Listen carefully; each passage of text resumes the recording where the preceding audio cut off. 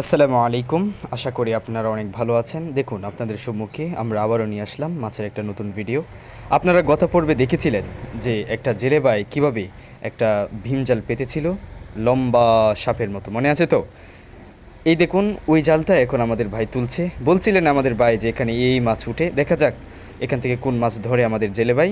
দেখুন আপনারা দেখতে পাচ্ছেন যে ঝালটা তুলছে, দেখা যাক এখান থেকে কোন মাছ ধরা যায়। আমাদের ভাই দেখুন কত লম্বা একদম সাপটা, মানে সাপের মতো, সরি, এটা আসলে সাপের মতো দেখতে কিন্তু এটা সাপ নয়। এখানে কুট মেরে দিয়েছিল, এখান থেকে নাকি মাছ ঢুকে। এই যে দেখতে পাচ্ছেন এখান দিয়ে নানা প্রকার মাছ এই জালের ভিতরে যায়। আপনারা দেখতে পাচ্ছেন যে লাঠি থেকে আমাদের ভাই এই জালটা খুলছে, এখান থেকে মাছ ধরেই ফেলবে মনে হয়। ওই দিকে আমাদের ভাই এই পিতলির মধ্যে ডেগের মধ্যে ভরছে বিভিন্ন ধরনের মাছ, ময়লাগুলো আগে জাল থেকে সরিয়ে নিচ্ছে। তো এখান থেকে মনে হয় অনেক মাছ ধরা যাবে। আপনারা তো দেখতে পাচ্ছেন জালগুলো আসলে খুব বড়। তো আমাদের এই ভিডিওগুলো যদি আপনাদের ভালো লাগে আমাদেরকে কিন্তু কমেন্টে জানাবেন। ধন্যবাদ।